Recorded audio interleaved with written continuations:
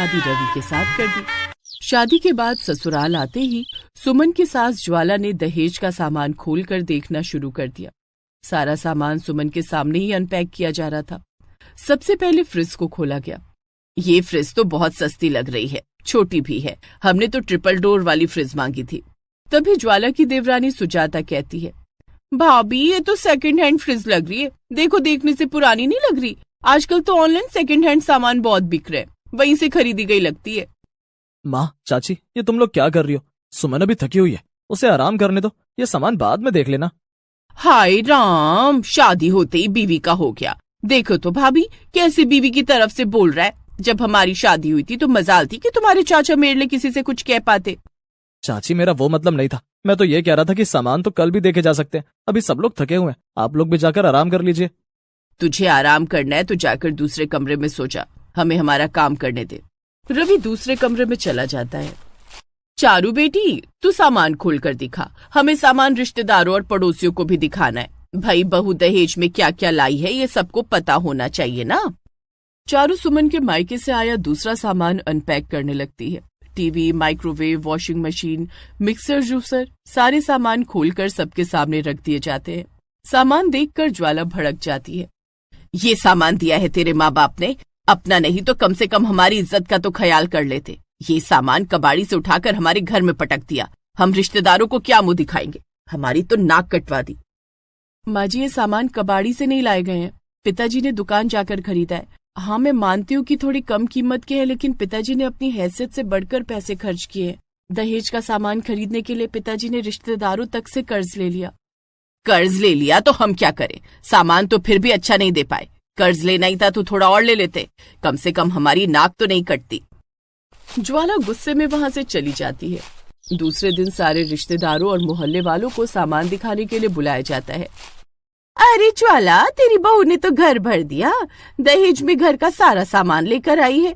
ये सामान सिर्फ दिखाने के लिए है चाची, इनमें से एक भी सामान काम का नहीं है। हमारा परिवार इतना बड़ा है और हमें ये छोटू सा फ्रिज दिया है। हमने होम थिएटर मांगा था तो टीवी का ये डिब्बा पकड़ा दिया। किन भिखमंगों के घर मैंने अपने बेटे की शादी कर दी। इतने अच्छे अच्छे रिश्ते आ रहे थे रवि के लिए, लेकिन ना जाने क्यों रवि को सुमन ही पसंद थी। काकी, वॉशिंग मशीन भी मैनुअल वाला है, इसमें कपड़े धोने में घंटों लग जाएंगे। इससे जल्दी तो हाथ से कपड़े धुल जाएंगे। अच्छा भाभी, अब हम लोग चलते हैं, किसी दिन बहू के हाथ का खाना खाने आएंगे। ठीक है भाभी, आती रहना। सबके चले जाने के बाद रवि बेटा। हाँ माँ। बेटा, ये सारा सामान घर में लगा दे, फ्रिज को किचन में रख दे, टीवी को ड्राइंग रूम में लगा दे, वॉशिंग मशीन को बालकनी में लगा दे, सोफा सेट को ड्राइंग रूम में लगा दे और ड्रेसिंग टेबल मेरे रूम में लगा दे। लेकिन माँ, ये ड्रेसिंग टेबल बहुत सस्ता लग रहा है, ये तुम्हारे रूम में अच्छा नहीं लगेगा। इसे मैं अपने रूम में लगा देता हूँ, तुम्हारे लिए मैं महंगा वाला ड्रेसिंग टेबल ला दूंगा। क्यों फालतू पैसे खर्च कर रहा है? पैसे क्या पेड़ पर उगते हैं?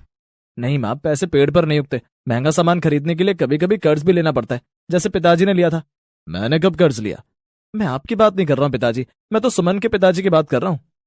अच्छा, तो वो तेरे पिताजी हो गए? माँ, सुमन आपको क्या कहकर बुलाती है? माँ जी कहकर बुलाती है, और क्या कहेगी? सास हूं मैं उसकी। उसी तरह सुमन के पिताजी भी मेरे ससुर हैं, इसीलिए मैं उन्हें पिताजी कहकर बुलाता हूँ। मैं देख रही हूँ रवि, शादी के बाद तू इतनी जल्दी बदल जाएगा ये मैंने सोचा भी नहीं था। माँ, मैं बदला नहीं हूँ, मैं तो बस आपको ये बताने की कोशिश कर रहा हूँ, आपने जो दहेज की लंबी लिस्ट सुमन के पिताजी को थमाई थी ना, उसे खरीदने में उनकी कमर टूट गई है, और आप हैं कि उनका सारे सामान को भला बुरा कह रही हैं। रवि, तुझसे जितना कहा है उतना कर। ये ड्रेसिंग टेबल मेरे रूम में रख दे और सारा सामान जगह पर लगा दे। रवि दहेज में आया ड्रेसिंग टेबल ज्वाला के रूम में रख देता है और सारा सामान अपनी जगह पर लगा देता है। दूसरे दिन, सुमन बहू, तेरे मायके से जो कपड़े आए हैं वो सब कपड़े मेरे कमरे में लेकर आ। जी माँ जी। सुमन कपड़े का बैग लाकर ज्वाला के कमरे में रख देती है। ज्वाला उन कपड़ों को देखने लगती है।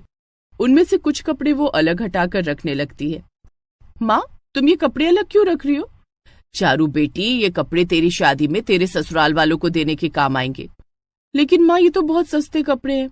सस्ते हैं तो क्या हुआ बेटी, लेन देन में तो सस्ते कपड़े ही चलते हैं। तभी चारू की नजर एक साड़ी पर पड़ती है। माँ, ये साड़ी बहुत सुंदर लग रही है, ये साड़ी मैं लूंगी। तुझे पसंद है तो यही साड़ी पहनकर तू मंडप में बैठ जाना। तभी वहां पर सुमन आ जाती है। माँ जी, खाना बन गया, लगा दूं? हाँ लगा दे, और साथ में धनिया की चटनी भी पीस दे। तेरे ससुर जी को धनिया की चटनी बहुत पसंद है।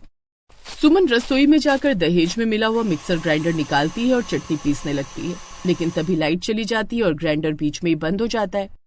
ज्वाला बाहर से आवाज लगाती है, सुमन बहू क्या हुआ, आज खाना नहीं मिलेगा क्या? सुमन बाहर आकर ज्वाला से कहती है, माँ जी खाना तो बन चुका है, चटनी नहीं पिस पाई है। चटनी कैसे पिसेगी, तेरे बाप ने खटारा मिक्सर ग्राइंडर जो दिया है वो चलते चलते बीच में ही बंद हो गया। ज्वाला मिक्सर ग्राइंडर खराब नहीं है, लाइट चली गई है, बहू तो खाना लगा दे, चटनी बाद में पीस देना। सुमन टेबल पर सबके लिए खाना लगाती है, तभी लाइट आ जाती है। सुमन जल्दी से धनिया की चटनी पीस कर लाती है और सबको देती है। सब लोग खाना खाने लगते हैं। खाना खाकर सब अपने अपने कमरे में आराम करने चले जाते हैं। ज्वाला को नींद आ जाती है, तभी वॉशिंग मशीन से आवाज आने लगती है। अब वॉशिंग मशीन को क्या हो गया, इतना शोर क्यों मचा रहा है? कपड़े धुल गए होंगे, ये आवाज उसी की है।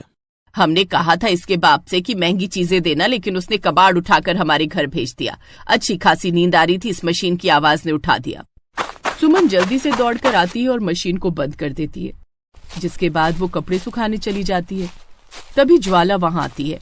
सुमन बहू, कल से सुबह ही सारे कपड़े धो लिया करना, दोपहर में सोते वक्त तेरी खटारा मशीन मेरी नींद खराब कर देती है। ठीक है माँ जी। ज्वाला हर बात पर सुमन को उसके मायके से आए सस्ते सामान का ताना मारती रहती।